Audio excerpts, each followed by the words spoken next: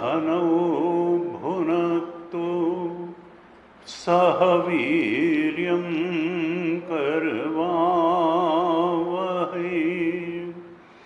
तेजस्विनावधीतमस्तु मा विद्विषावहै।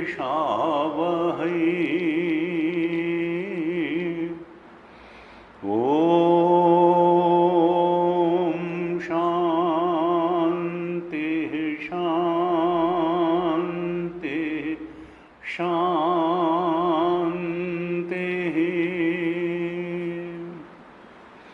सदाशिवसमारम्भां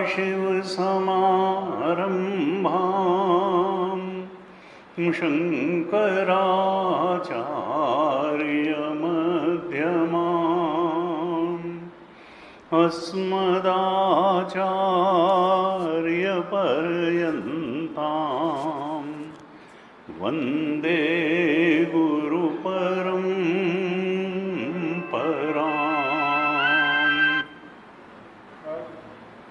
हरि ओम। हरि ओम, नमस्ते। हाँ, कौन बोल रहे हैं? हरि ओम। ओके। हरि ओम आपका जी। Hari Om. Just wanted to get some details आपका सेंटर के बारे में। जी चिन्मय मिशन। देखिए, अभी क्लास चल रही है, अभी 1.5 घंटे बाद फोन करिएगा, 1.5 घंटे बाद।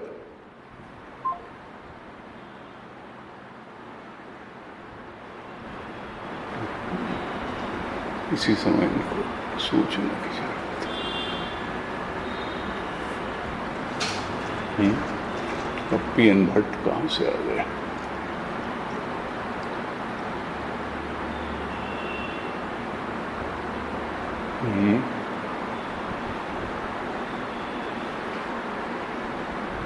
क्या बात है।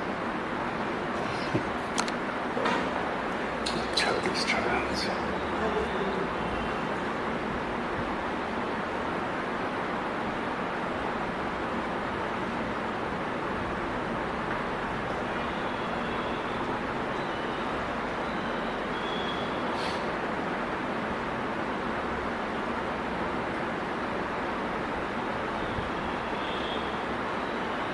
हरि ओम हरि ओम हरि ओम हरि ओम हरि ओम हरि ओम हरि ओम।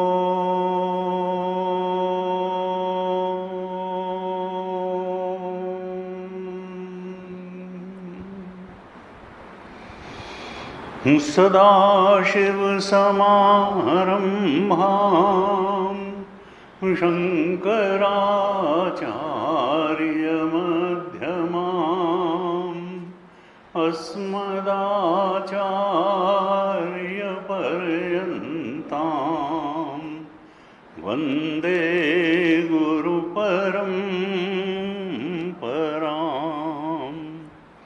अज्ञानतिमिरान्धस्य ज्ञानाञ्जनशलाकया चक्षुरुन्मीलितं येन तस्मै श्री गुरवे नमः। तस्मै श्री गुरवे नमः। ध्यान श्लोकों का पाठ करते हैं। ओम पार्थाय प्रतिबोधितां भगवता नारायणेन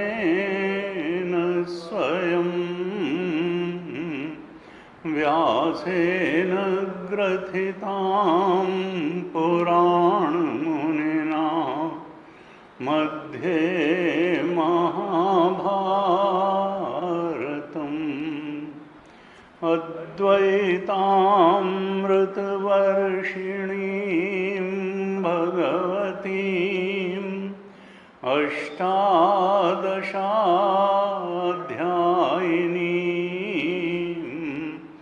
अम्ब त्वामनुसन्दधामि भगवद्गीते भवद्वेषिणीम्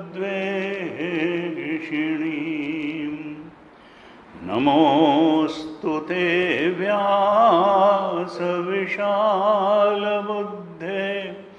पुल्लारविन्दायतपत्रनेत्र येन त्वया भारततैलपूर्णः प्रज्वालितो ज्ञानमयः प्रदीपः प्रपन्नपारिजाताय स्तोत्रवेत्रैकपाणये ज्ञानमुद्राय कृष्णाय गीतामृतदुहे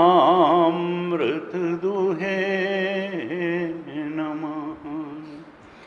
सर्वोपनिषदो गावो दोग्धा गोपालनन्दनः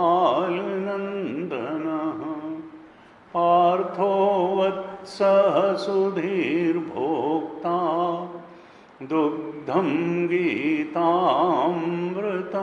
महत् वसुदेवसुतं देवं कंसचाणूरमर्दनं देवकी परमानन्दं कृष्णं वन्दे जगद्गुरुम् कृष्णं वन्दे जगद्गुरुम्।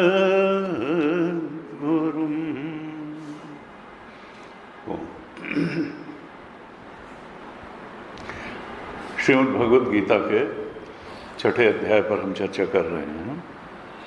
लगभग 6 श्लोकों पर हमने अभी तक चर्चा की है, तो कुछ श्लोकों का पाठ कर लेते हैं, फिर आगे चर्चा करें। आप दोहराइएगा। अथ षष्ठोऽध्यायः श्रीभगवानुवाच अनाश्रितः कर्मफलम् कार्यं कर्म करोति यः स सन्न्यासी च योगी च न निरग्निर्न चाक्रियः यं सन्न्यासमिति प्राहुः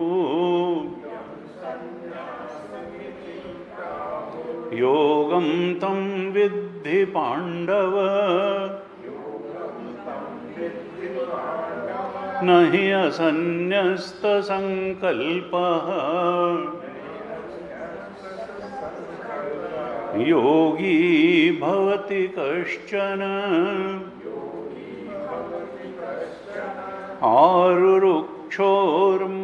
आरुरुक्षोर्मुनेर्योगम्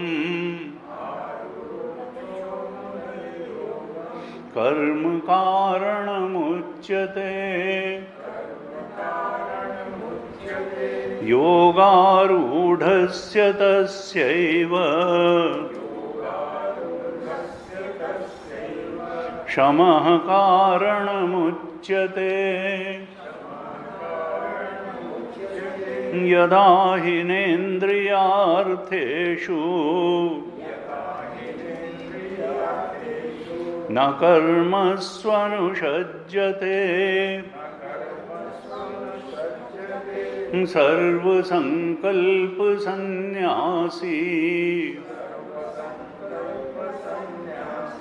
योगारूढस्तदोच्यते उद्धरेदात्मनात्मानम्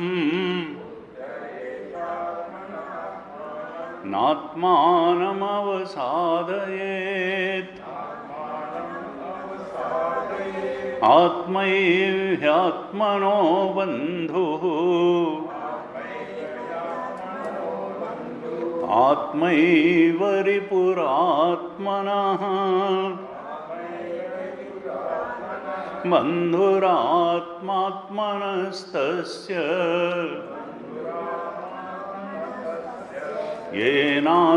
येनात्मैवात्मना जितः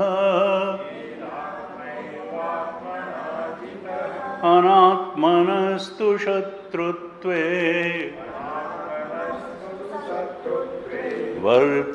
वर्तेतात्मैव शत्रुवत् जितात्मनः प्रशान्तस्य परमात्मा समाहितः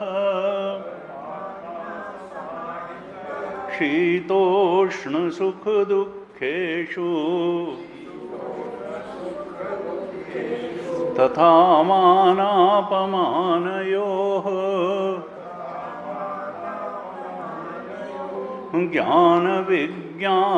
ज्ञानविज्ञानतृप्तात्मा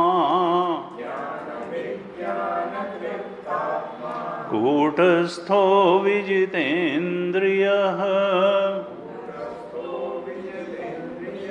युक्त इत्युच्यते योगी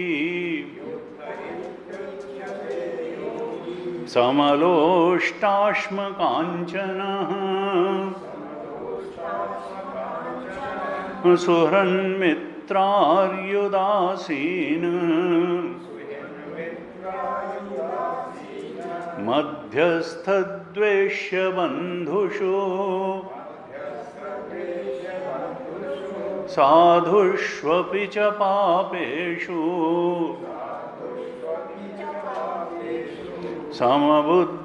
समबुद्धिर्विशिष्यते योगी युञ्जीत सततम् आत्मानं रहसि स्थितः एकाकीयत चित्तात्मा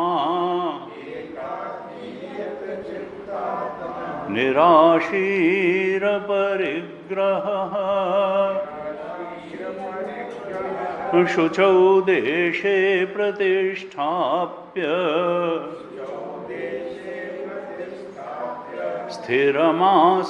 स्थिरमासनमात्मनः नात्युच्छ्रितं नातिनीचम् चैलाजिनकुशोत्तरम् तत्रैकाग्रं मनः कृत्वा यतचित्तेन्द्रियक्रियः उपविश्यासने युञ्जात् योगमात्मविशुद्धये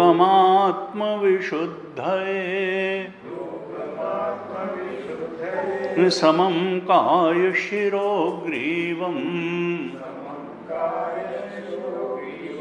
धारयन्नचलं स्थिरः सम्प्रेक्ष्य नासिकाग्रं स्वम् दिशश्चानवलोकयन् प्रशान्तात्मा विगतभीः ब्रह्मचारिव्रते स्थितः मनः संयम्यमच्चित्तः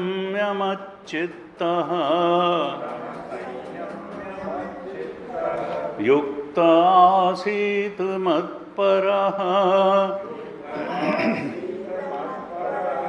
युञ्जन्नेवं सदात्मानं योगी नियतमानसः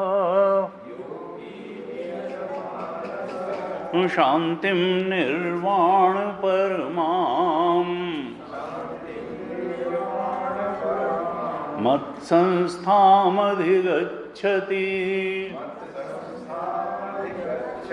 मत्संस्थामधिगच्छति।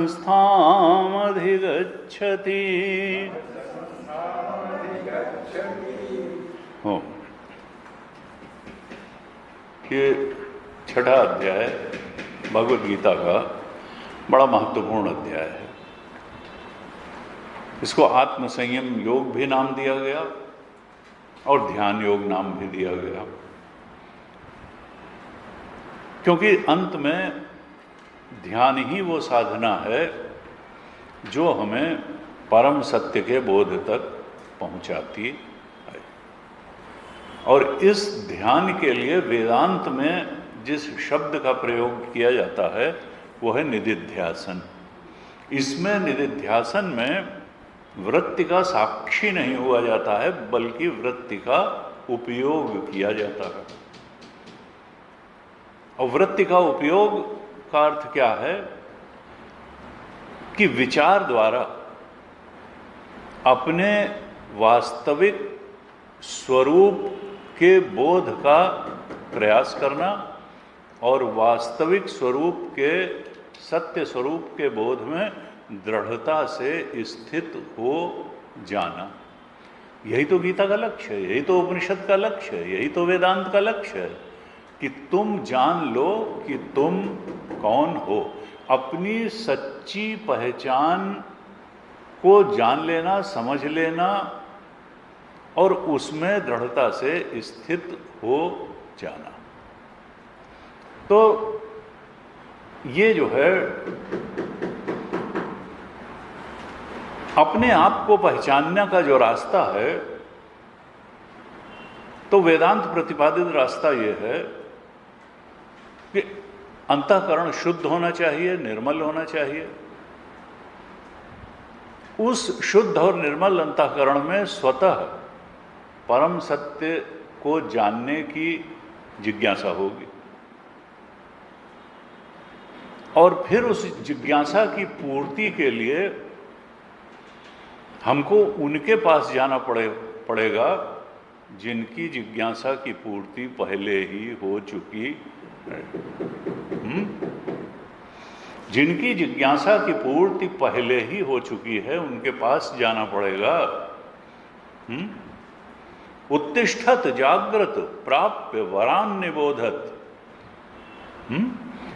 तो कहा कि उठो, जागो और उनके पास जाओ जो उस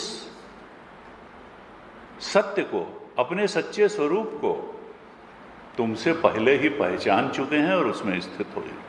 क्योंकि अभी तुम जो अपने को मान करके बैठे हो कि मैं मनुष्य हूं, मैं स्त्री हूं, मैं पुरुष हूं, मैं धनवान हूं, मैं बलवान हूं, मैं बुद्धिमान हूं, जिन्हें कितनी उपाधियां और विशेषताओं से तुमने अपने चेतन को सजा रखा है,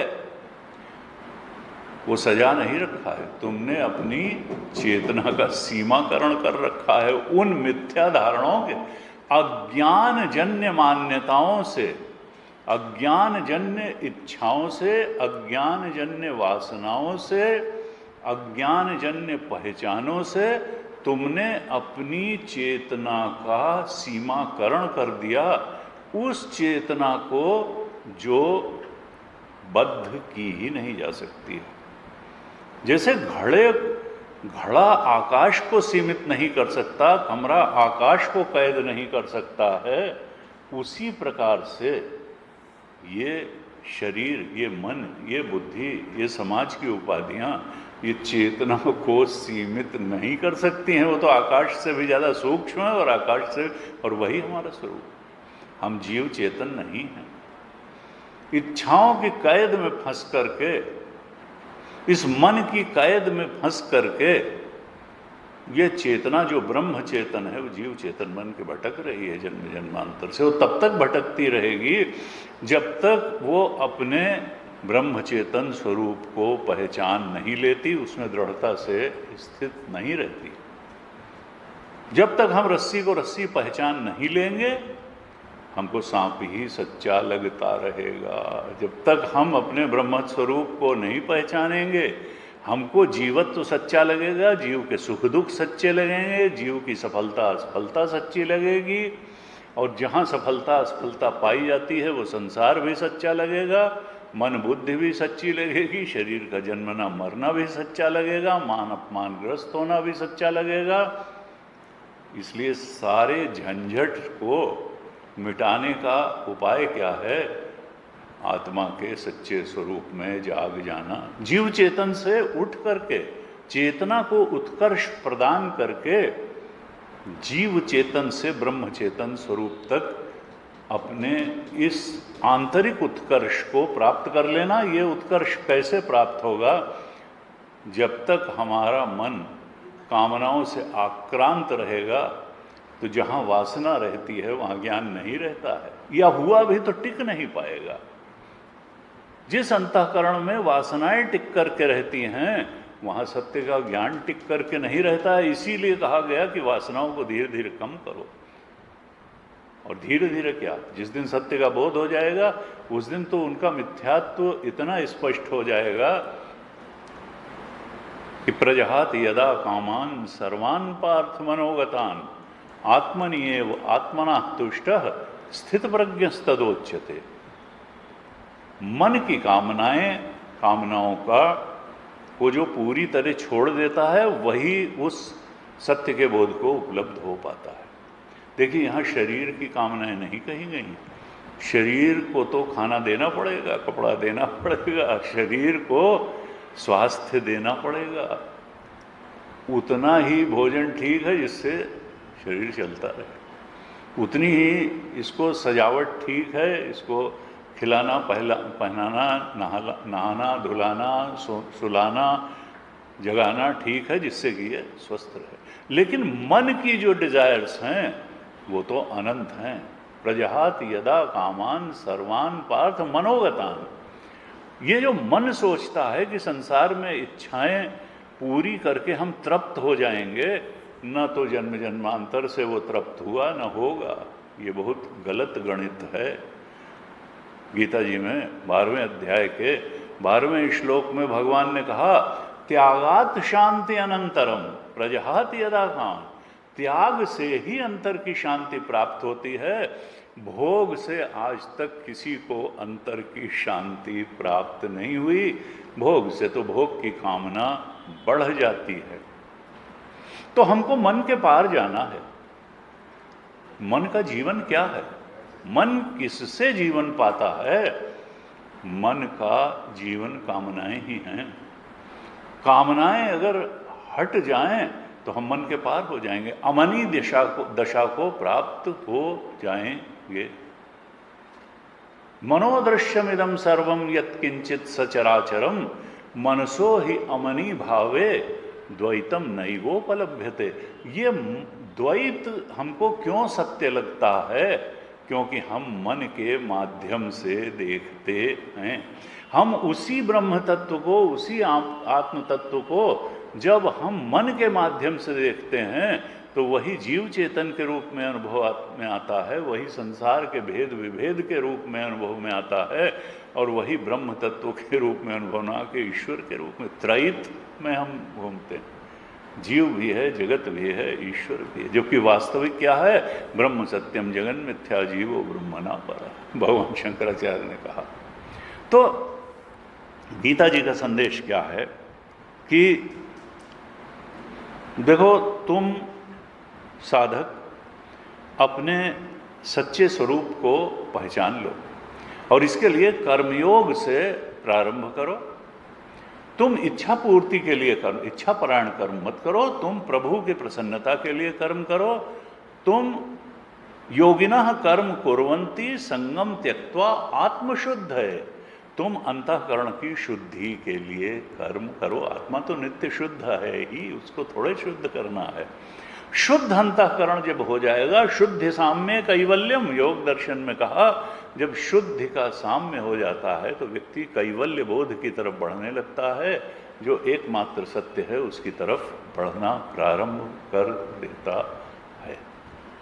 तो गीता जी में कहा कि देखो, योग यम संन्यासमिति, छठे अध्याय के प्रारंभ में दूसरे श्लोक में ही कहा था, यम संन्यासमिति प्राहुः योगम तम विद्धि पांडव, न ही असन्यस्त संकल्पो योगी भवति कश्चन।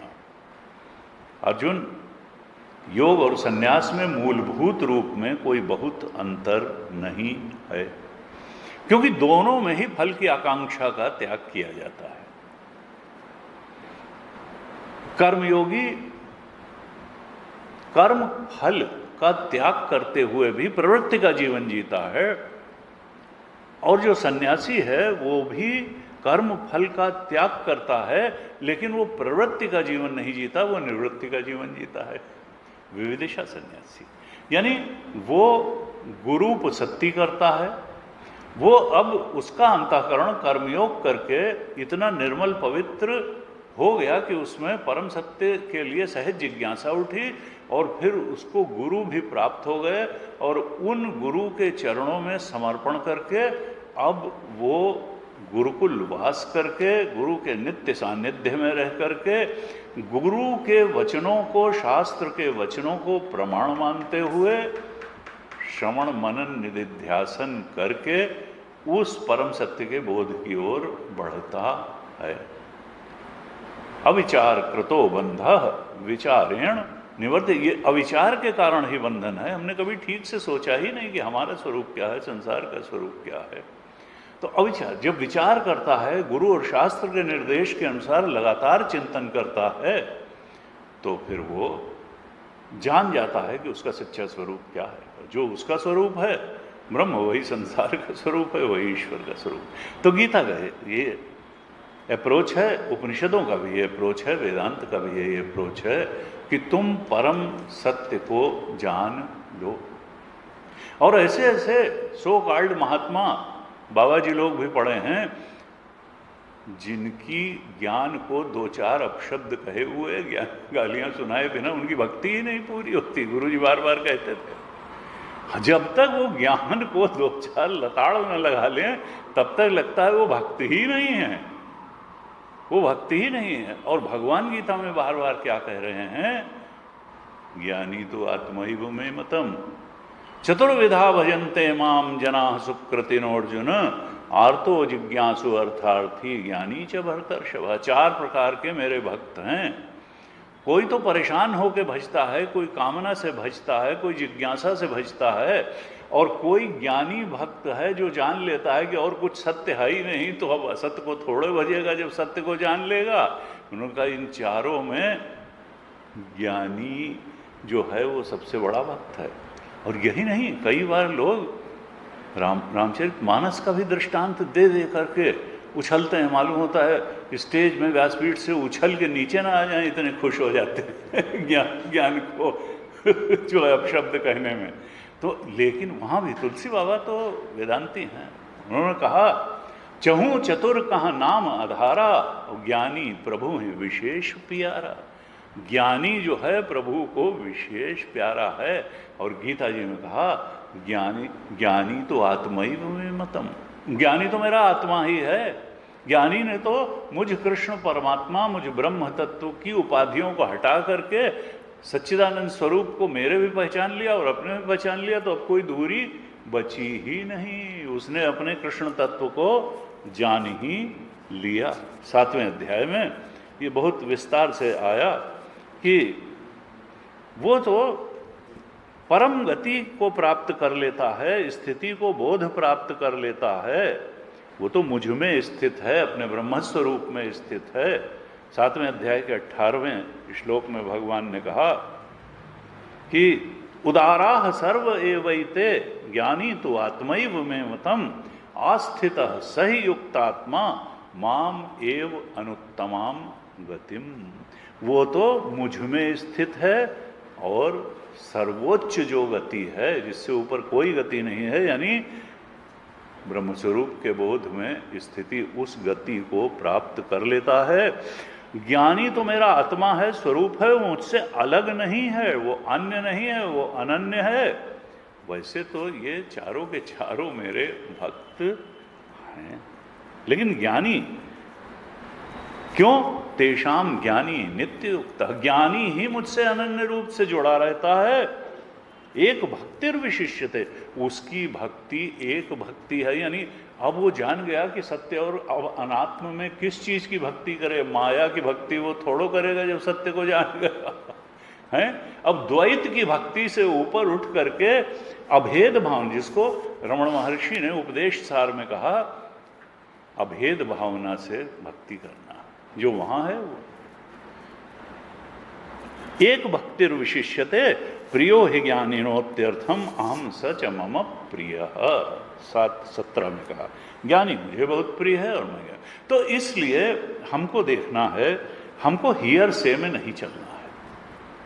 कोई भी बाबा जी होंगे, चाहे जितने 5 करोड़ फॉलोवर हों, उनके हैं ऐसे लोग जो गीता पढ़ाते हैं, वो 5 करोड़ फॉलोवर हैं। हमको संख्या के प्रभावित नहीं होना है, हमको सत्य से प्रभावित होना है, हमको सत्यान्वेषी बनना है, हमको ज्ञानी गुरु चाहिए। और ज्ञानी गुरु भक्त होगा ही, नहीं तो भक्ति के बिना जो है ज्ञान तक पहुंचेगा नहीं। भक्ति का मतलब क्या है? प्रेम। जो अपने लक्ष्य से, परम सत्य से प्रेम ही नहीं करेगा, वो उधर बढ़ेगा क्यों? वो पाथ ऑफ इंक्वायरी जो है, पाथ ऑफ विजडम, उसको फॉलो क्यों करेगा? वो भगवान शंकराचार्य की बात क्यों मानेगा? वो गुरुदेव की बात क्यों मानेगा? तो वो गीता जी की बात क्यों मानेगा? कुछ लोग कहते नहीं, हमको उनका बहुत अच्छा लगता है। हमको सावधान हो जाना चाहिए कि सत्संग अच्छा लगवाने के लिए नहीं होता है। सत्संग अच्छा लगवाना है तो पिक्चर देखाओ, मॉल घूमाओ, पार्टी अटेंड कराओ, गोवा घूमाओ। अच्छा लगवाने के बहुत सारे तरीके हैं। प्रवचन हितकारी होना चाहिए, प्रवचन कल्याणकारी होना चाहिए, प्रवचन आत्मबोध की तरफ बढ़ाने वाला होना चाहिए, प्रवचन परम सत्य का बोध प्रदान करने वाला, प्रवचन अज्ञान के अंधकार को छांट देने वाला होना चाहिए और परम सत्य के प्रकाश की ओर बढ़ा देने वाला होना चाहिए। अच्छा लगना तो मन का खेल है, मन इसी में तो बेवकूफ़ बनाया है तुमको। तुमको जहाँ जहाँ अच्छा लगता है वहाँ से सावधान हो जाओ। फंसाने वाली चीज़ ही अच्छी लगती है आदमी को ज़्यादातर। कड़वी दवाई जो होती है वो फायदेमंद होती है। गुरु जी कहते थे भाई यहाँ तो वैराग्य की बात होगी, और वैराग्य नहीं, भोग की बात आदमी को अच्छी लगती है, वैराग्य की बात अच्छी नहीं लगती है। हनुमान जी ने जब घूंसा मारा तो उसने कहा कि भाई वाह, रक्त निकला तो विरक्त हो गई।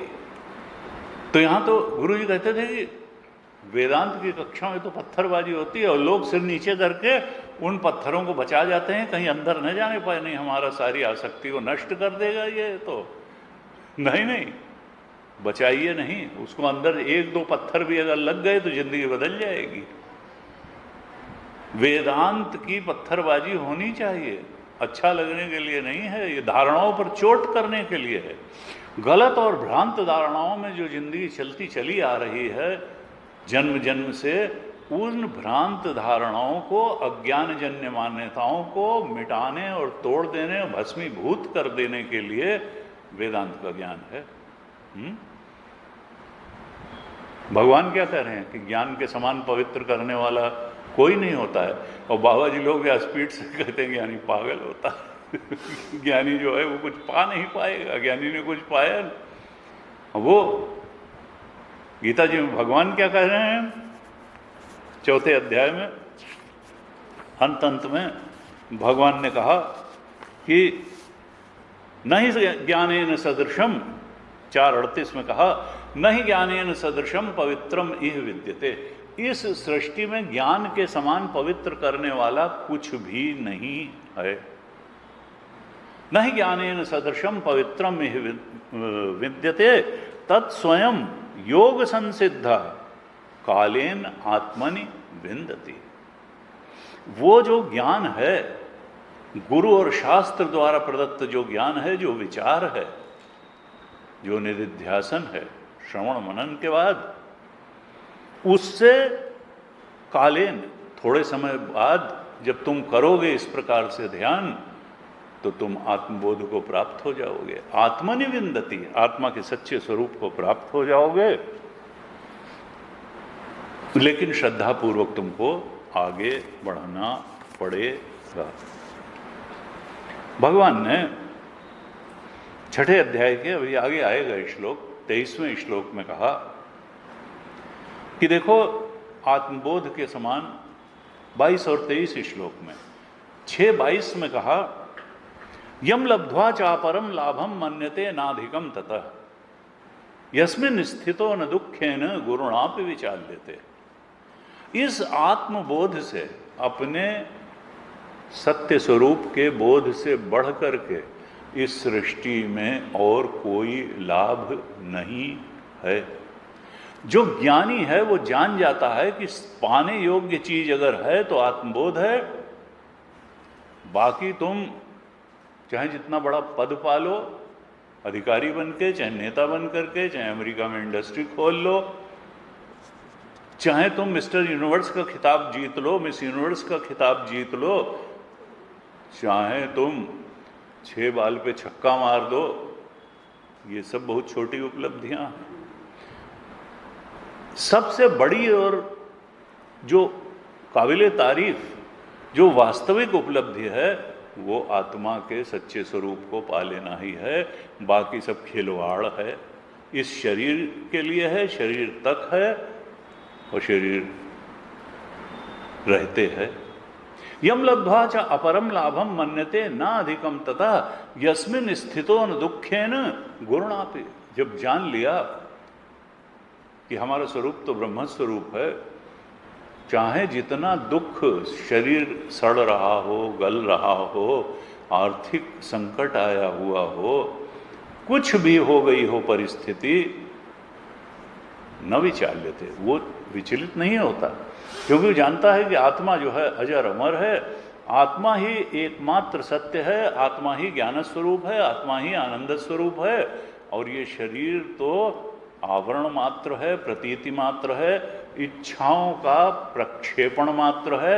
BMI चार्ट में हम देखें तो ओंकार या ब्रह्म स्वरूप ही हमारा वास्तविक स्वरूप है, और V से लेकर के BMI, PFT, OET जितना है वो सब तो वासनाओं का प्रक्षेपण मात्र है।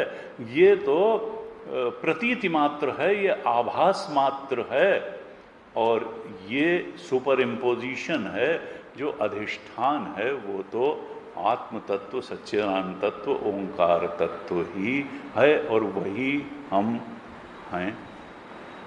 एक बार सत्य में स्थित होने के बाद माया उसको डराती नहीं है, लोग नहीं ज्ञानी फिसल जाता, ज्ञानी कहीं नहीं फिसलता है। और अगर फिसल गया तो ज्ञानी नहीं है, फिसल गया तो ज्ञानी नहीं है। अभी वो झूठ मूठ अपने को ज्ञानी डिक्लेयर करने की लाइन में लगा हुआ है। बड़ी जल्दी लोग ज्ञानी डिक्लेयर कर देते हैं, और बड़ी जल्दी भक्त भी डिक्लेयर कर देते हैं, और बड़ी जल्दी कर्मयोगी भी हैं। कर्मठ, प्रभु परायण कर्म नहीं कर रहे हैं, पूरा स्वार्थ केंद्रित इच्छाओं में हैं, अपने ego and ego centric desires को फुलफिल करने के लिए दिन रात काम कर रहे हैं। कह देते हैं हम तो कर्मयोगी, वो कर्मठ हैं। कर्मयोगी तब होगा जब भगवत समर्पित कर्म होगा। यज्ञार्थात् कर्मणो अन्यत्र लोकोऽयं कर्म बन्धना तदर्थम कर्म कौन्तेय। तो न तो पता चलता है कि वो भक्ति योगी हैं, 10 मिनट माला फेर लेने, 250 ग्राम मंगलवार को प्रसाद चढ़ा देने को भक्ति नहीं कहते हैं। अनन्याश्चिन्तयन्तो माम ये जनाः पर्युपासते तेषां नित्याभियुक्तानां। वो जो उससे प्रेम की डोर कभी टूटनी नहीं चाहिए, अंडर करंट के रूप में हमेशा हमारा मन उससे जुड़ा रहना चाहिए। तम विद्यात, कहा यम लब्ध्वा चावे, तम विद्यात दुख संयोगम वियोगम योग संगितम। 6:23 में कहा सनिश्चयन योक्तव्यो योगो अनिर्विण्ण चेतसा। उस बोध को प्राप्त करने के लिए एक साधना बताई पूरी गीता में भगवान ने, वो है ध्यान की साधना। बिना उकताए हुए चित्त से उस परम सत्य का ध्यान हमेशा करना ही चाहिए, बिना उकताए। नहीं भी मन लग रहा है तो भी सत्संग करो, श्रवण करो, मनन करो, और उस श्रवण और मनन से प्राप्त संशय रहित ज्ञान, क्योंकि श्रवण का परिणाम ज्ञान है, मनन का परिणाम संशय की निवृत्ति है, और निधिध्यासन करने से, ध्यान करने से, उस संशय रहित ज्ञान पर ध्यान करने से वो ज्ञान आपका बन जाता है। वो फिर गुरु या शास्त्र का ही नहीं, वो आपकी दृष्टि में उतर आता है। जैसे अभी हमारी अज्ञान दृष्टि है कि मैं मनुष्य हूँ, मैं स्त्री पुरुष हूँ, मैं सुखी दुखी होने वाला हूँ, मैं जन्मने मरने वाला हूँ, मैं मान अपमान से ग्रस्त होने वाला हूँ, वैसे ही होगा कि नहीं, सच्चिदानंद स्वरूपो हम। बस एक निश्चय की बात है, एक निर्णय की बात है, लेकिन वो निर्णय कब हो पाएगा? जब कर्मयोग से अंतःकरण शुद्ध होगा और सांख्य योग से या ज्ञान योग से हम उस बोध में दृढ़ता से स्थित होंगे। लेकिन दोनों में कॉमन क्या है? फलाकांक्षा का त्याग। कर्मयोगी फलाकांक्षा के त्याग द्वारा प्रवृत्ति का जीवन जीता है। अभी उसमें रजोगुण शांत नहीं हुआ है, इसलिए एकदम से संन्यास नहीं ले पाएगा। और जब उसका और अंतःकरण शुद्ध हो गया, रजोगुण शांत हो गया, तो फलाकांक्षा का भी त्याग करेगा और कर्म का भी त्याग करेगा। हाँ, वो कर्म उसके जीवन में अवश्य रहेंगे, जैसे यम नियम है, आसन है, ध्यान है, प्राणायाम है, प्रत्याहार है, गुरुकुलवास है, गुरु की सेवा है, शुश्रूषा है, अपनी दिनचर्या को कस करके नियमित बनाना है, वो सब कर्म रहेंगे। लेकिन अब लौकिक कर्म, उससे शास्त्र उसको मुक्त करता है, शरीर की जिम्मेदारियों से भी मुक्त करता है, परिवार की भी जिम्मेदारियों से मुक्त करता है, समाज की जिम्मेदारियों से भी मुक्त करता है।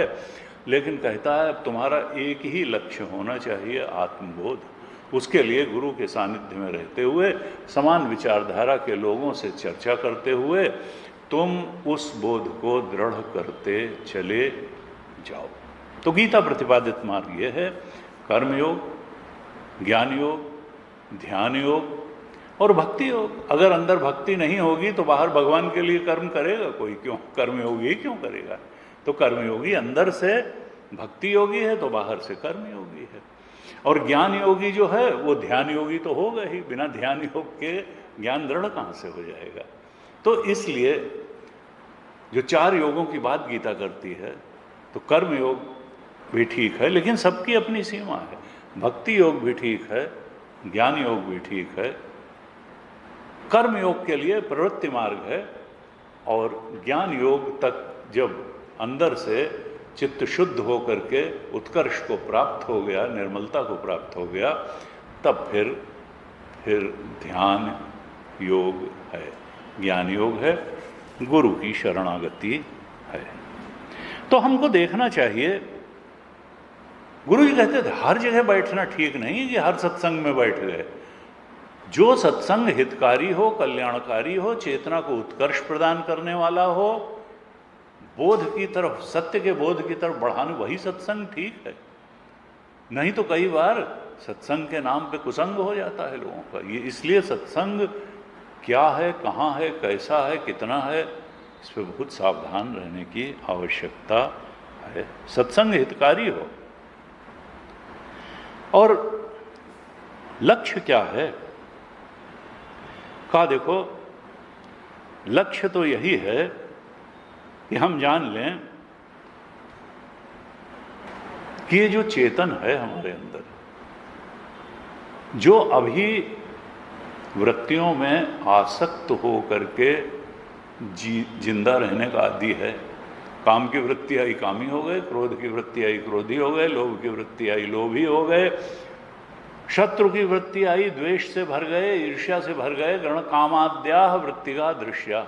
तो अगर हम वृत्ति सारूप्य में तरत्र, जैसी वृत्ति आएगी उसी के गुलाम बन करके, वृत्ति को नमस्कार करके जिंदगी जीते रहेंगे, हम में इतना साहस नहीं होगा कि हम वृत्ति के साक्षी बन करके खड़े हो सकें। जिस वृत्ति से नहीं चिपकना है उससे न चिपकें, और जिस वृत्ति को लाना है जो कल्याणकारी है, हितकारी है, आध्यात्मिक उन्नति पर, उसी वृत्ति को लाने की सामर्थ्य रखें। ये सामर्थ्य ध्यान से आती है, सत्संग से आती है, सेल्फ इंट्रोस्पेक्शन से आती है, अपने ही मन के निरीक्षण करने से आती है, अपनी बुद्धि वृत्तियों के प्रति सजग रहने से आती है। केवल ध्यान के समय ही नहीं, 24 घंटे सजग रहें। उस वृत्ति को इंटरटेन न करें जो आध्यात्मिकता के विरुद्ध है, और उन्हीं वृत्तियों को प्रयासपूर्वक, प्रयत्नपूर्वक लाएं जो शास्त्र और गुरु के अनुसार है। अर्थात अपना दिनचर्या, अपना जीवन शास्त्र अनुसारी बनाएं। शास्त्र के विरुद्ध जो कुछ है उस सब को जीवन से निकाल करके बाहर फेंक दें। यही उत्कर्ष का मार्ग है। हमको काम मन पे करना है। सारी साधनाएं मन की हैं, शरीर की नहीं हैं। शरीर को केवल उतना देना है जिससे स्वस्थ रहे। लेकिन जो आध्यात्मिक उन्नति मिलेगी वो मन पर साधना करने से मिलेगी। मन कैसा, और मन क्या है? मन का जीवन कौन है? मन का जीवन कामनाएं हैं। यानी कामनाओं पर ध्यान रखना है कि कौन सी कामना है जो आत्मबोध की तरफ बढ़ाएगी, और कौन सी कामना है जो संसार के भोगों के कीचड़ में और लथेड़ देगी। तो उन कामनाओं का ध्यान रखना है। कुछ लोग कहते हैं फिर जीवन तो शून्य हो जाएगा। काम नहीं, आत्मबोध की तो कामना रखनी है, प्रभु प्राप्ति की तो कामना रखनी है, अंतःकरण को शुद्ध करने की तो कामना रखनी है, दिनचर्या को उस परम सत्य के बोध के अनुकूल बनाने की तो कामना रखनी है। और उसमें जो बाधाएं आ रही हैं, षड विकार जो जड़ जमाए बैठे हैं, ममता है, आसक्ति है, वहां आसक्ति है जहां से विरक्ति होनी चाहिए। तो आसक्ति को हटाने और जीवन में विरक्ति लाने की तो कामना होनी ही चाहिए। ये नहीं है कि मूर्ख की तरह नहीं जीना है, इन्होंने तो आप तो शून्य हो गए। शून्य नहीं हो गए, हम तो सर्वोच्च लक्ष्य की प्राप्ति की ओर बढ़ने वाले हुए। सारी निगेटिविटी को, सारी मलिनता को मन से हटा दें। और मलिनता है क्या? तमोगुण, रजोगुण, षड विकार ही तो मलिनता है। काम, क्रोध, लोभ, मोह, मद, मत्सर मलिनता ही नहीं। तुलसीदास जी ने कहे तो मानस रोग हैं। हम समझते हैं ना, I am normal human being. No, your mind is full of 6 diseases. मनोरोग, मानस रोग कछुक में गाए, हैं सबके लखी बिरले न पाए। जाने ते चीज ही सब पापी, मेटी न पाव ही जन परितापी। राम कृपा नासहि सब रोगा, जो यही भांति बने संयोगा। सदगुरु वैद वचन विश्वासा, संयम यह न विषय कह आशा। रघुपति भगति सजीवन मूरी, अनुपान श्रद्धा मति पूरी। यही विधि भले ही सुरोग न साही, नाहित जन्म कोटि में। जानिए तब मन बिरुज गोसाई, जब उर बल विराग अधिकाई। तब समझो कि मन निर्मल हुआ, रोग रहित हो गया। षड्विकार के जो रोग हैं वो गए। जब वैराग्य दृढ़ होता चला जाए, माया माया दिखने लगे और सत्य सत्य दिखने लगे। संत ने कहा, the only way to transcend the illusion is to recognise illusion as illusion. माया माया दिखनी चाहिए।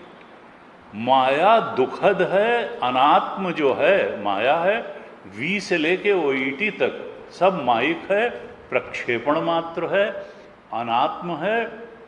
और अनात्म है यही नहीं, वो असत भी है और दुखद भी है।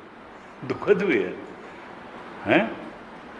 अनित्यम असुखम लोकम इमं प्राप्य भजस्व माम, भगवान ने 9वें अध्याय के अंदर। ये अनित्य ही नहीं है, असुखम भी है। ये दुखद है, हमको लगता है कि यहाँ सुख मिल जाएगा, लाइन लगा के, यही संस्पर्शया भोगा दुख योने एवते आद्यंतवंतः कौन्तेय न तेषु रमते बुधा। जो बुद्धिमान है, जो जान गया है कि सत्य क्या है, वो इनमें रमण नहीं करता है।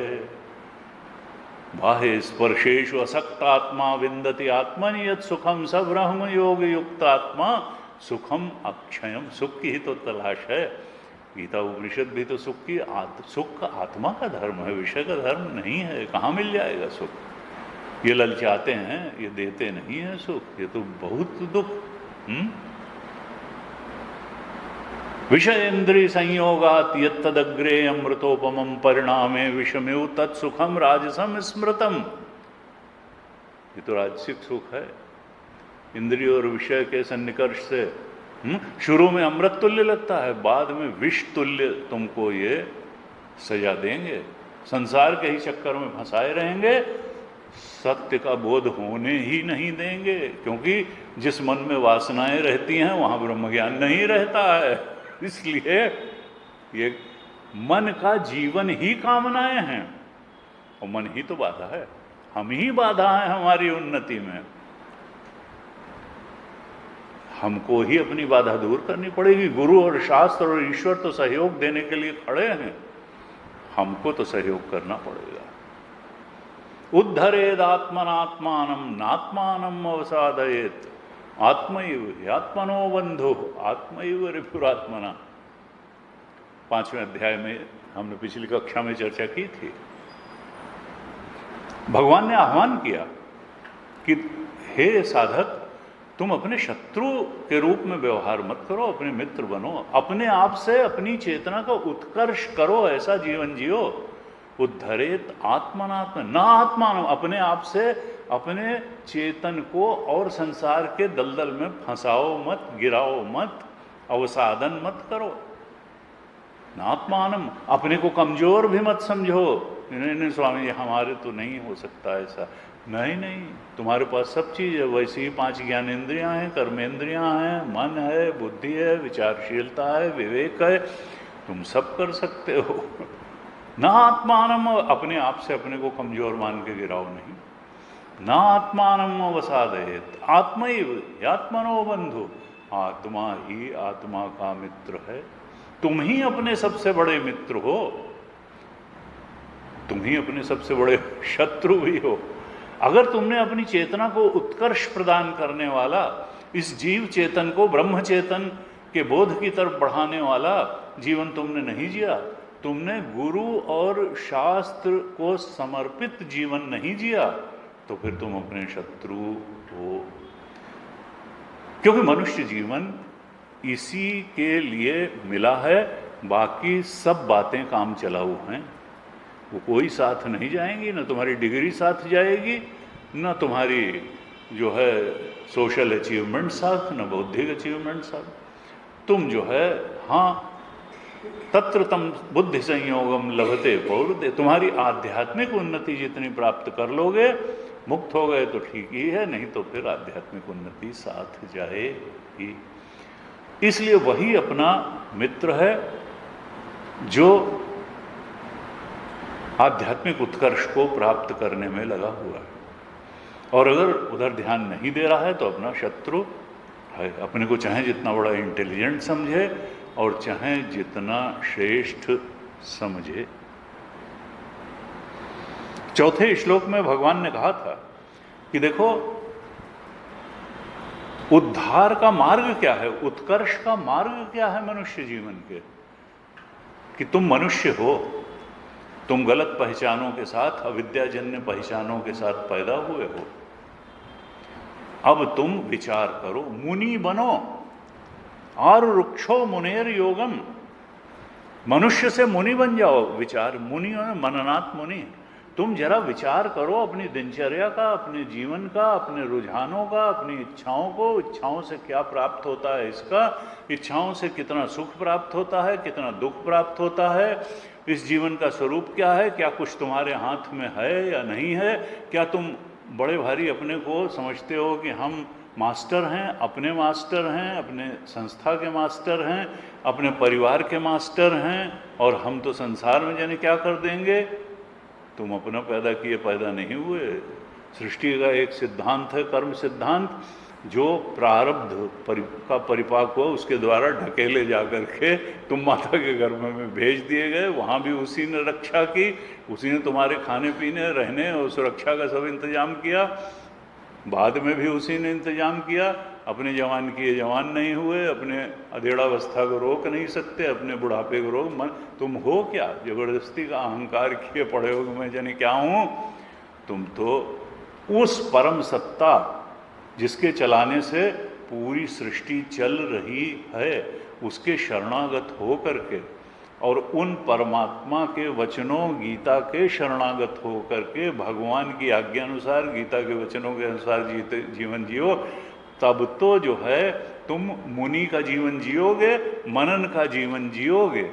मनुष्य से मुनि बन जाओ, शास्त्र वचनों पर मनन करते हुए जीवन का आकलन करो, और फिर जो छोड़ने लायक है उसको छोड़ दो, जो अपनाने लायक है उसको अपना लो, और जीवन की जो दिशा उत्कर्ष की गीता बता रही है उस दिशा में बढ़ चलो। तो मुनि बनो। मननात्, विचार का बहुत महत्व है। विचार हमारे जीवन के मूल में है। जिसका जैसा विचार है वो वैसा है। विचार से ही बंधन है और विचार से ही मुक्ति है। विचार अगर गीता के अनुसार बन जाए, दृष्टि गीता के अनुसार बन जाए तो मुक्ति है। और अगर विचार बंधन में पड़े हुए लोगों के अनुसार ही बने रहे, प्रकृति द्वारा ढकेले जाके रही, वासनाओं द्वारा ढकेले जाके ही हम जीवन जीते रहे, तो फिर बंधन में ही पड़े रहेंगे। मुनि नहीं है हम। विचार तो सबके पास है, मन सबके पास है, लेकिन सबका मन एक जैसा नहीं है। बुद्धि सबके पास है, गुरु जी कहते हैं, लेकिन सबको बुद्धिमान नहीं कहते हैं।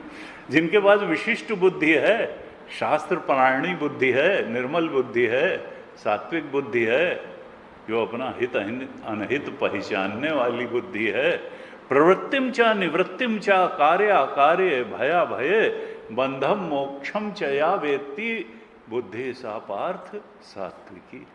जो बंधन का स्वरूप जानती है, मोक्ष का स्वरूप जानती है, कहाँ प्रवृत्त होना है जानती है, कहाँ से निवृत्त होना है जानती है। 18वें अध्याय में प्रवृत्तिम च, कौन सा काम करने लायक है, कौन सा काम छोड़ना, क्या कार्य है, क्या अकार्य है, कहाँ पर परिणाम में भय मिलेगा और कौन अभय का रास्ता है, ये भी जानती है। प्रवृत्तिम च निवृत्तिम च कार्याकार्ये भया भये बंधम मोक्षम च या वेत्ति बुद्धि सा पार्थ सात्विकी। वही सात्विकी बुद्धि है। ये 18वें अध्याय का 30 श्लोक है, 18-30। तो भगवान क्या कहना चाह रहे हैं यहाँ 6ठे अध्याय में कि तुम मनुष्य से मुनि बनो, विचारशील बनो, शास्त्र के अनुसार भी, और उससे फिर क्या होगा, योग में आरूढ़ बनो, योग में आरूढ़ होने की इच्छा वाले बनो। योग का मतलब क्या है? जो परम सत्य से जोड़ दे वही योग है। जो जो कुछ परम सत्य से जोड़ता है उसी को योग, युज संयमने, जोड़ना, युज परम सत्य। अभी हम माया से जुड़े हुए हैं, संसार से जुड़े हुए हैं, भोगों से जुड़े हुए हैं। अभी हम ब्रह्म स्वरूप से, जो ब्रह्म स्वरूप से जोड़ने की तरफ बढ़ा दे वही योग है। हम आरूढ़ बने, योग पर आरूढ़ होने की इच्छा वाले तो पहले बने। तो जो मनुष्य मुनि बनेगा, मनन करेगा, जीवन को ठीक तरह से विवेक पूर्वक एनालिसिस करेगा, वो आरूढ़, योग पर आरूढ़ होने की इच्छा वाला बन जाएगा। और जब बन जाएगा तब वो कर्मयोग करेगा। कर्म कारणम, अब वो इच्छा पूर्ति के लिए कर्म नहीं करेगा, अब वो भगवत शरणागति के में रहते हुए कर्म करेगा, प्रभु की प्रसन्नता के लिए कर्म करेगा। वो अपने इवोल्यूशन, स्पिरिचुअल इवोल्यूशन के लिए कर्म करेगा, कर्मयोगी बनेगा। वो कर्म कारणम उच्यते। और फिर क्या होगा, जो अंतःकरण निर्मल हो जाएगा तो फिर विदिशा सन्यासी भी बनेगा, गुरु भी मिलेंगे उसको, उसकी शरणागत भी हो जाएगी, श्रवण मनन निधिध्यासन भी करेगा। तो योगारूढ़ से, जब वो योगारूढ़ हो जाएगा तब क्षमा कारण, अब उसके लिए उपशम यानी अब सांसारिक पारिवारिक तमाम कर्मों से निवृत्ति, भिक्षा भी उसके लिए अनुमन्य की गई कि तुम अब भिक्षा मांगना तुम्हारे लिए निकृष्ट कार्य नहीं है, उच्च कार्य है। उसको भिक्षा देने से गृहस्थ को भी पुण्य अर्जन होता है। लेकिन ये नहीं कि भिक्षा मांग करके सो गए, नहीं, और ज़्यादा आपको मानसिक रूप से सक्रिय होना है, विचारशील होना है। एकांत का मतलब आलस्य नहीं है, अभी भगवान बताने वाले हैं। रहस्य स्थिता, एकांत स्थान में रहे, भिक्षा जीवी रहे, गुरु और शास्त्र की आज्ञा के अनुसार चिंतनरत रहे, हमेशा अपने मन के प्रति सजग रहे, कोई खराब बात ना आने पाए, कोई खराब भावना ना आने पाए। तो कहा देखो, ये जो सत्य तो एक ही है, वो हमारी चेतना है, लेकिन आसक्त चेतन नहीं, साक्षी चेतन, जो वृत्तियों का साक्षी है वही सत्य है। आसक्त चेतन, जो वृत्तियों में आसक्त हो जाता है चेतन, वो फिर सत्य नहीं है, वो तो कामी क्रोधी लोभी मोही हो जाता है। न वृत्ति अपनी गति से वृत्ति के विषय जाते रहेंगे, प्रक्षेपण मात्र हैं वासनाओं के। हम तो साक्षी चेतन हैं, और ये साक्षी चेतन ही ब्रह्म है, यही हमारा स्वरूप है। ये केवल हमारी वृत्तियों का साक्षी नहीं है। क्यों? क्योंकि हम यूनिवर्स को भी अगर जानते हैं तो वृत्ति से ही तो जानते हैं, लेकिन वृत्ति सत्य नहीं है, वृत्ति के विषय भी सत्य नहीं है। ये सब प्रक्षेपण मात्र हैं, आभास मात्र हैं, प्रतीति मात्र हैं। चूंकि आत्मा का अज्ञान है, इसलिए हमको वृत्ति ज्ञान और वृत्ति ही बहुत बड़ा सत्य लग रही है। तो तुलसीदास जी ने क्या कहा? झूठऊ सत्य, जब तक रस्सी को रस्सी नहीं पहचानेंगे सांप सत्य लगता है। संसार ही सत्य लगेगा, विचार ही, ये संसार के विषय ही सत्य लगेंगे, सुख दुख ही सत्य लगेगा, मान अपमान ही सत्य लगेगा, जन्म मरना ही सत्य लगेगा। लेकिन जब उसको जान लेंगे तो ये उसी तरह से झूठ लगने लगेगा जैसे जागने के बाद सपना झूठ लगने लगा। तो ज्ञानी कैसे रहता है इस जागृत अवस्था में? जैसे हम सपने में ही जाग के सपना देखें, ऐसे ही वो जागृत अवस्था में जाग करके जागृत अवस्था को सपने की तरह देखते हुए रहता है, इसीलिए उसको कष्ट नहीं। अगर हम सपने में जाग करके सपना देखें तो फिर सपने की किसी परिस्थिति हमारी छाती पे सवार थोड़ा होगी। सपने होए भिखारी नृप, रंक नाक पति होए, जागे लाभ न हानि कछु, तिमि प्रपंच जी। जो उसी तरह से ये जागृत अवस्था, जागृत में छाती पे चढ़ के बैठी है अज्ञानी मनुष्य के, जैसे सपने में स्वप्न अवस्था की अनुकूल प्रतिकूल परिस्थितियां छाती पे चढ़ के बैठी थीं और हम परेशान थे, बिना बात परेशान थे। It was मियर projection of mind, मियर projection of your desires and nothing else. इसका कोई रियल एग्जिस्टेंस ही नहीं था, लेकिन हम जान नहीं रहे थे। जागने के बाद मालूम पड़ा कि उसका कोई रियल एग्जिस्टेंस नहीं है, ना वहाँ लुभाने की कोई बात है, न इसी तरह जागृत है। झूठऊ सत्य जाहि बिनु जाने, जिम भुजंग बिनु रजु पहचाने, जहि जाने जग जाए हेराई। खो जाती है जागृत अवस्था, जागे जथा सपन भ्रम जाई। तो ये हमको कहाँ बढ़ना है? इस जागृत को में हम जागे हुए नहीं, हम तो सो, मोह निशा सब सोवा निहारा। हम सो के जिंदा हैं, और एक दो आदमी नहीं, चूंकि सब सो रहे हैं इसलिए हर व्यक्ति दूसरे को, अरे कहाँ चक्कर में पड़े हो सत्संग के, गीता वीता ठीक है, उपनिषद भी ठीक है, हम भी मानते हैं, लेकिन देखो हम अनुभव की बात बताते हैं। तुम सोए सोए तुम्हारे सारे अनुभव हैं, तुम्हारे सारे अज्ञान जन्य अनुभव हैं, तुम्हारे वृत्ति ज्ञान जन्य अनुभव हैं, तुमको धेला सत्य का पता नहीं है, लेकिन तुम अपने को शंकराचार्य के चाचा बताने में लगे हुए हो। तुम कुछ नहीं हो, तुमको जो है कोई ज्ञान नहीं है, लेकिन तुम अपने को, तुम भी अपना 5 पहलवानों में कूद रहे हो कि हम बताते हैं असली बात। असली बात क्या होती है को जानते भी हो कि बस तुमने अपना किसी सामाजिक उच्च पहचान के कारण अपने को ये मान लिया कि अब हम आध्यात्म के भी सर्वोच्च ज्ञानी हम ही पैदा हुए, अनुभव की बात बताएंगे। तुम्हारे सपने के अनुभव हैं सारे, झूठे अनुभव, तुम क्या बताओगे? जिसको अभी खुद किंडरगार्टन में जो पढ़ रहा है वो शंकराचार्य जैसे ज्ञानी शिरोमणि की बात को कैसे चैलेंज कर सकता है? वो तो उसकी एबीसीडी नहीं समझ पाएगा। जब मैं इधर आया, हमारे बहुत निकट के थे, बड़े थे हमसे, नहीं तो तुम क्या चाहते, क्या हो, क्या करना चाहते हो, हमको समझाओ। हमने कहा कि मैं समझा तो सकता हूं लेकिन तुम समझ नहीं पाओगे। उन्होंने कहा क्यों नहीं समझ? हमने कहा हर आदमी हर बात नहीं समझ पाता है। हर आदमी, अगर किसी ने चौथे दर्जे तक पढ़ाई करी है और फिर वो कहे हमको जरा सैटेलाइट लॉन्चिंग टेक्नोलॉजी समझा दो, और नहीं तो हम कहेंगे कि ये टेक्नोलॉजी होती ही नहीं है, ये सब गप्पबाजी है, तो भाई तुमने दर्जा 4 तक पढ़ाई की है, अब जो सैटेलाइट लॉन्चिंग टेक्नोलॉजी जान रहा है, जो छोड़ भी चुका है, और जिस तो वो तुमको कैसे समझा दे? उसकी समझाने की और समझने में कोई कमी नहीं है, लेकिन तुम्हारी बुद्धि का स्तर वो नहीं है, अंतःकरण की शुद्धि वैसी नहीं है, तुम्हारा प्लेटफॉर्म वो नहीं है जहां से तुम वो बात समझ सको। कहा भाई देखो, हर आदमी हर बात नहीं समझ रहे, इसीलिए तो ग्रेजुअल बताया गया ना। हमारे यहाँ किसी साधना को नकारा नहीं गया वेदांत में। यहाँ तीर्थ यात्रा भी साधना है, यहाँ मंदिर जाना भी साधना है, यहाँ तिथि त्योहार में व्रत आदि रखना भी साधना है। इतने सारे देवी देवता हैं, जिसका मन लगे, जो विधियां हैं, वैदिक भक्ति करे, प्रेमा भक्ति करे, ध्यान करे, कर्मयोग करे, लेकिन अंत में तो ज्ञान योग ही है। कुर्ते गंगा सागर गमनम व्रत परिपालन अथवा दानम। खींच जाते हैं लोग, इस तरीके की बात शंकराचार्य जी की कही जाती है, लेकिन ठीक है, सर्व स्वीकार है, लेकिन फिर हर साधना की एक सीमा भी है।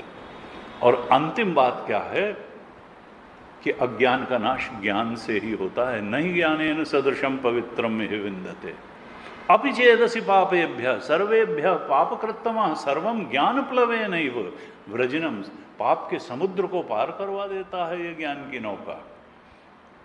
कुर्ते गंगा सागर गमनम व्रत परिपालन अथवा दानम ज्ञान विहीनम सर्वमतेन भजते न मुक्तिम जन्म शतेन भज गोविंदम भज गोविंदम। जब तक ज्ञान की शरण में नहीं जाओगे, आत्मज्ञान नहीं होगा, 100 जन्म में भी मुक्ति नहीं मिलेगी।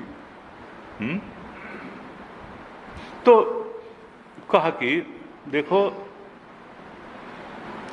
असली रोग कहां है?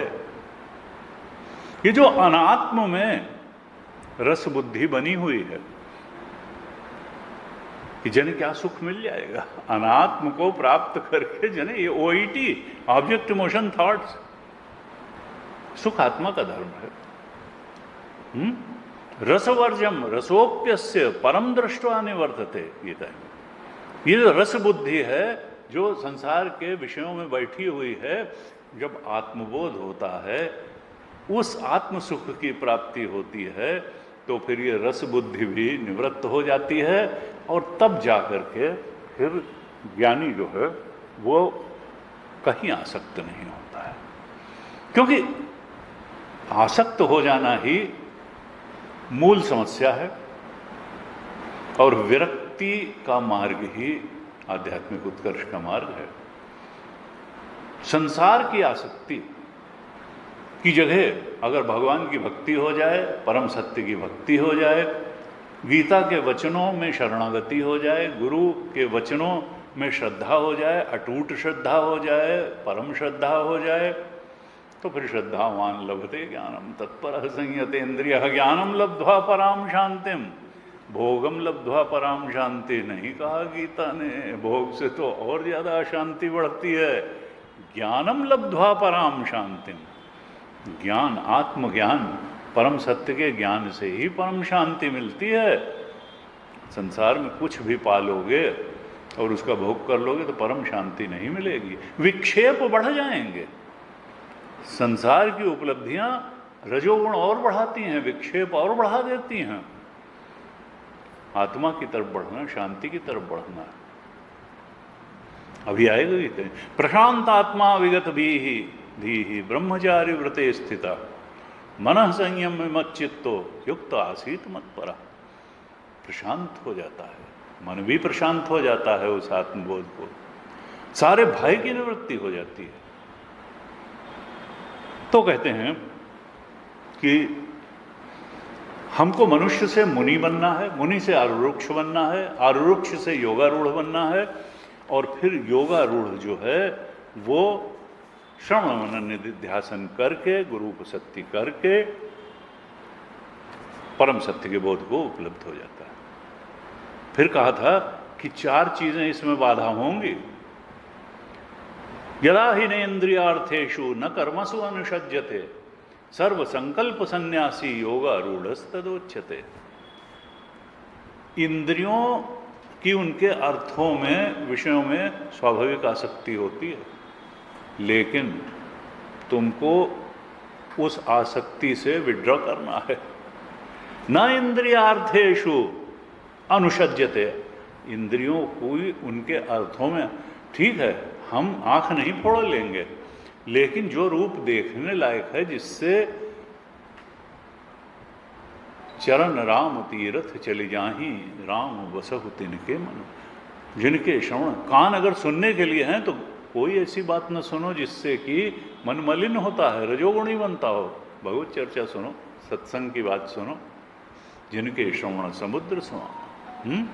लोचन चातक जिन्ह रखिर करी राखे रहाई दर्शन अभिलाषे। सदा जो परम सत्य के दर्शन के लिए जो आंखें तरसती रहती हैं, जो श्रवण भगवत चर्चा आत्मबोध की चर्चा सुनने के लिए ही आतुर रहते हैं, जो पैर मंदिर की तरफ जाते हैं, कर नित करहि राम पद पूजा, हाथ क्या करते हैं वो भी भगवत परायण, सारी कर्मेंद्रियां, सारी ज्ञानेन्द्रियां, मन बुद्धि सब जब भगवत परायण हो जाते हैं, शास्त्रानुसारी उनके कर्म बन जाते हैं, तब फिर जीवन निर्मलता की ओर बढ़ता चला जाता है, सात्विकता की, चेतना की उत्कर्ष की ओर बढ़ता चला जाता है। तो इंद्रियों में भगवान कह रहे हैं कि ना आसक्त हो, कर्मों में भी ना आसक्त हो, इच्छापरायण कर्मों में आसक्त मत हो, उत्कर्ष देने वाले चेतना को जो कर्म है उन्हीं को करो। सर्व संकल्प सन्यासी, वर्ण तुम्हारा शुद्ध हो, क्योंकि ये संकल्प अगर संसार में ही कुछ पाने का संकल्प बना रहा तो फिर तुम संसार ही पाओगे, भगवान को नहीं पाओगे, सत्य को नहीं पाओगे, ब्रह्मचेतन को नहीं पाओगे। इसलिए तुम अनात्मा में कुछ प्राप्त करने के संकल्पों से बचो और आत्मबोध के लिए जो जो आवश्यक है उन्हीं संकल्पों को करो। तुम सांसारिक कामनाओं और सांसारिक कर्मों के, जब सन्यास की बात, योगारूढ़ हो गया ना ये, तो अब सांसारिक कर्मों का त्याग उसने कर दिया। संसार अनात्म में उसका लक्ष्य नहीं है कोई, उसका एकमात्र लक्ष्य है वर्ण शुद्धि है कि हमको तो अपने आत्म स्वरूप का, अपने ब्रह्म स्वरूप का बोध प्राप्त है। No other agenda, everything that is जो उसमें सहायक है, आत्मबोध में जो जो कुछ सहायक है वो सब करना है, और जो जो उसके उसमें बाधक है या निरर्थक है उसको हटा देना है। बाधक को भी हटा देना है, अनावश्यक को भी हटा देना है, जो उसके लिए आवश्यक है वही कर्म भी करना है, वही रूप देखना है, वही श्रवण करना है, वही जाना है, वही बैठना है, हाथों से वही काम करना है। यानी सर्व संकल्प सन्यासी का मतलब क्या है कि वर्ण शुद्धि हो गई है। अब 5वें और 6ठे नंबर पर स्पिरिचुअल प्रायोरिटी नहीं है, only priority is spiritual attainment, ब्रह्म स्वरूप का बोध। वर्ण कैवल्य इसी को कहा गया। अगर वर्ण कैवल्य नहीं हुआ तो फिर बोध में भी कैवल्य नहीं प्राप्त होगा, उसके पहले वर्ण कैवल्य तो होना चाहिए, तब अद्वैत तत्व का बोध होगा, कैवल्य दशा प्राप्त होगी। इस तरह से कहा कि अपने आप से अपने आप को गिराओ मत, उठाओ, जो उठाता है वही अपना बंधु है। और उसके लिए क्या है, जिसने अपने मन और इंद्रियों को जीता है, ये न आत्मैव आत्मना जीता है, जिसने अपने आप से अपने मन और इंद्रियों को जीता है वही अपना मित्र है, बंधु है। और अनात्मनस्तु शत्रु, जिसने नहीं जीता इंद्रियों को और मन को, जो अजीतेंद्रिय है, उसकी यही इंद्रियां और यही मन उसके शत्रु की तरह बर्ताव करते हैं। हमारे मन से और इंद्रिया, बिगड़े हुए मन और बिगड़ी हुई इंद्रियों से बढ़ करके हमारा कोई शत्रु नहीं है। भली से देख, 17 साल 8 महीने का लड़का 2 करोड़ की कार, रौन दिया 2 इंजीनियरों को और उसके बाद 3 पन्ने का निबंध लिख करके छूट। क्या सिस्टम है आप हैं? इतना हल्ला ना होता तो कोई बात ही नहीं। तो शुक्र है कि मीडिया का इतना प्रभाव है, इतनी चर्चा है। लेकिन क्या क्या है मामला देखिए। अब वो कोई बड़ा सुख पा रहा होगा कि इस तरीके का चित्त है, इस तरीके सब कुछ है, लेकिन सद्बुद्धि नहीं है। तभी शंकराचार्य मूढ़ जही धनागम तृष्णा कुरु सद्बुद्धिम मनस वितृष्णाम यल्लभसे निज कर्मो पातम वित्तम तेन विनोदय चित्तम भज गोविंदम भज गोविंदम गोविंदम भज मूढ़ मते। बहुत सारे पैसे के बजाय इस बुद्धि को सद्बुद्धि बना लेना जीवन में बहुत बड़ी उपलब्धि है। 20 करोड़ रुपया कमा लेना नहीं, 20 सद्गुण कमा लेना जो है वो जीवन को धन्यता दे देगा। वो 20 करोड़ रुपया आपको और बर्बादी के रास्ते पे कई बार ले जाएगा। अर्थ अनर्थ है, ये अर्थ तो अनर्थ है। भावै नित्यम नास्ति ततः सुखलेशः सत्यम पुत्रादपि धनभाजाम भीति सर्वत्रेषा। ये अनर्थ है। मेहनत करो, भगवान देगा।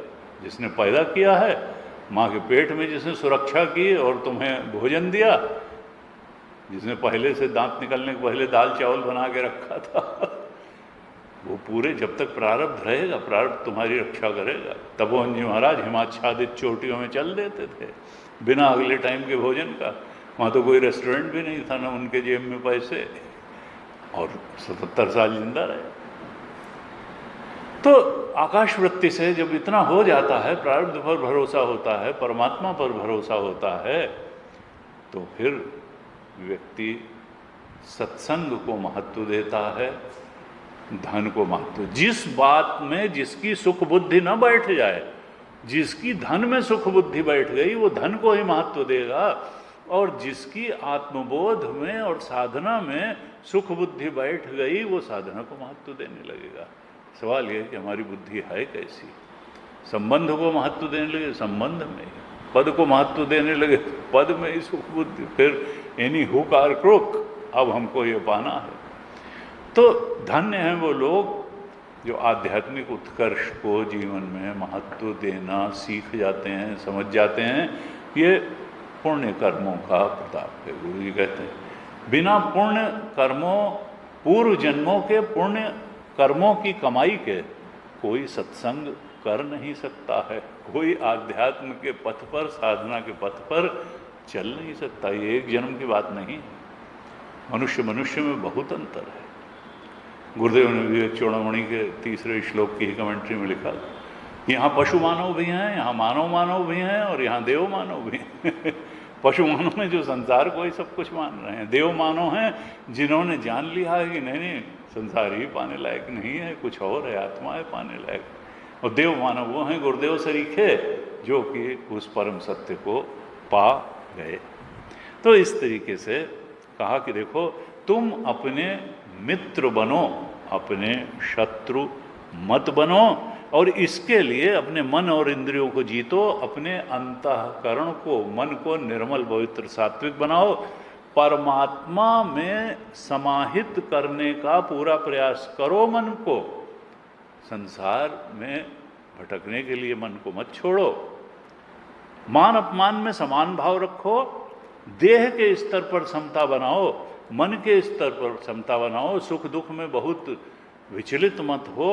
शीत उष्ण शरीर को सता रहा है तो उसमें बहुत बहकने की जरूरत नहीं। बुद्धि को मान अपमान सता रहा है तो उस द्वंद्व में भी बहुत उलझने की जरूरत नहीं है। तुम तो कैसे बनो, तुम तो तृप्त आत्मा बनो। संजात, मेरे पास जरूरत से ज्यादा है, जो भगवान ने दिया है बहुत है। तुम शास्त्र के पदों का अर्थ बिल्कुल बुद्धि में स्पष्ट रखो, ज्ञान यही है। और उसके बाद में उन पदों का जो अनुभूति के स्तर पर बोध है वहां तक भी पहुंचो, वो विज्ञान है। क्योंकि knowledge can be transferred, experience can not be transferred.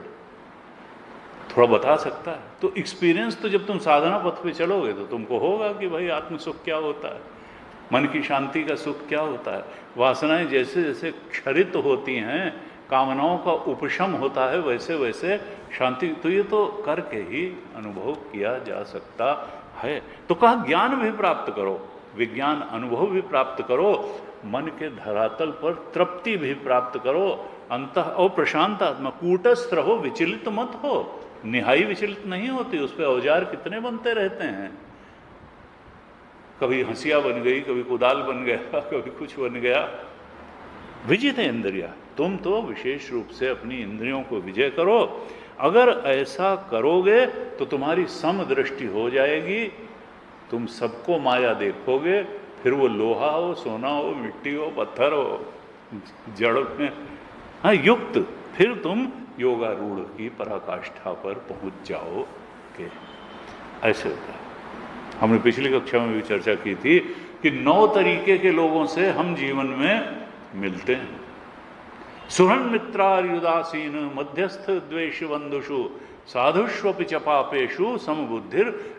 पहले 8वें श्लोक में जड़ पदार्थों में समता बताई कि सम लोष्ट अश्म कांचना। अश्म का मतलब पत्थर, लोष्ट का मतलब मिट्टी और कांचन का मतलब सोना, यानी जड़ पदार्थों में भी समता। क्यों? क्योंकि सब तो माया है, सब तो प्रक्षेपण मात्र है इच्छाओं का, वहां कोई सत्य थोड़ो है। सपने में कौन से भेद विभेद सत्य हैं, वो कोई सत्य ही नहीं है। इट इज मियर प्रोजेक्शन, ये तो लेजर शो चल रहा है। तो और उसके बाद 9वें श्लोक में लिविंग बीइंग्स में समता बताते हैं। जो सुहृद हैं, माता पिता गुरु, उनमें भी वही आत्मा बैठा हुआ है। फिर मित्र जो है, लगता है हमारा ही दूसरा रूप है।